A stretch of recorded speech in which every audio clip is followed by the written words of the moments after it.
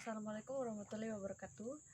Perkenalkan, nama saya Naldia Rumising, kelas 4 ATKJ 2017, NIM 425171019. Di sini saya akan mempresentasikan tugas kuliah, yaitu etika dan profesi tour guide. Pertama-tama, saya akan menjelaskan apa itu tour guide dan apa saja yang menjadi pekerjaan seorang tour guide. Apa itu tour guide? Pemandu wisata atau yang lebih kita kenal dengan istilah tour guide adalah orang yang bekerja pada pariwisata. Pada hakikatnya, tour guide adalah seorang yang membimbing dan memberikan informasi terhadap suatu destinasi. Lalu, apa pekerjaan seorang tour guide? Tour guide diwajibkan untuk memberikan informasi seluk-beluk tempatnya, asal-usulnya, sejarahnya, dan segala sesuatu yang menjadikan daya tarik tempat wisata tersebut kepada wisatawan. Dikarenakan orang yang datang pada tempat wisata tersebut bukan hanya wisatawan lokal, ada yang dari berbagai daerah maupun mancanegara. Namun mereka memiliki keterbatasan budaya, bahkan keterbatasan dalam berbahasa. Oleh karena itu, tour guide atau pemandu wisata memiliki peran yang sangat penting di sini dan menguntungkan bagi mereka yang membutuhkan. Dikarenakan tour guide memiliki peran untuk memberikan kesan kepada wisatawan terhadap suatu destinasi, oleh sebab itu,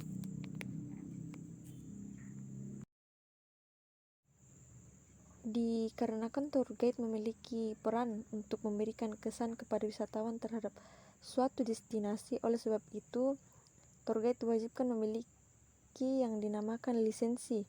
Lisensi adalah sebuah sertifikat yang menyatakan bahwa seseorang tersebut sudah layak menjadi pemandu wisata, di mana cara berbicara mereka sudah diuji, penampilan mereka sudah sopan, dan diwajibkan mengerti dan bisa berbicara lebih dari satu bahasa. Terdapat 10 poin kode etika tour guide atau pramu wisata yang dipatuhi, yaitu yang pertama, pramu wisata atau tour guide harus mampu menciptakan kesan dan penilaian yang baik atas daerah, negara, bangsa, dan kebudayaan. Kesan dan penilaian baik tersebut dapat ditunjukkan melalui sikap dan perilaku pramu wisata selama menjalankan tugasnya. Yang kedua, yaitu pramu wisata dalam menjalankan tugasnya harus mampu menguasai diri, senang, segar, rapi, bersih, serta berpenampilan yang simpatik, atau menghindari bau badan seperti bau badan, perhiasan, dan parfum yang berlebihan. Penampilan merupakan hal utama yang harus diperhatikan pramu wisata. Pramu wisata harus berpenampilan sewajarnya agar memberikan kenyamanan dan pengalaman menarik bagi wisatawan. Yang ketiga, yaitu pramu wisata harus mampu menciptakan suasana gembira dan sopan menurut kepribadian Indonesia. Suasana yang gembira yang diusahakan oleh pramu wisata akan memberikan hiburan dan kenyamanan bagi wisatawan.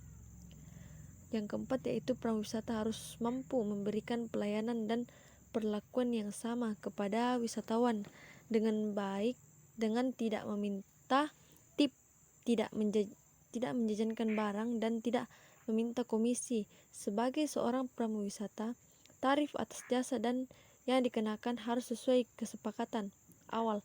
Pramu wisata tidak perlu meminta uang tambahan atau komisi dalam bentuk lainnya. Yang kelima, yaitu pramu wisata mampu memahami latar belakang asal-usul wisatawan serta mengupayakan untuk meyakinkan wisatawan agar mematuhi hukum, peraturan, adat kebiasaan yang berlaku dan ikut melestarikan objek kebudayaan Indonesia yang beragam, menciptakan norma-norma adat yang berlaku di setiap daerah. Norma-norma tersebut harus pula dijunjung tinggi oleh wisatawan. Oleh karenanya, pramu wisata harus memberikan penjelasan dan pengetahuan mengenai norma adat yang berlaku agar turut ditaati dan diikuti oleh wisatawan. Yang keenam, itu pramu wisata mampu menghindari timbulnya pembicaraan serta pendapat yang mengundang perdebatan mengenai kepercayaan, adat istiadat, agama, ras, dan sistem politik sosial negara asal wisatawan. Pembicaraan mengenai kepercayaan, adat, agama, ras, dan sistem politik dari negara asal wisatawan mungkin adalah sesuatu yang sensitif untuk dibahas.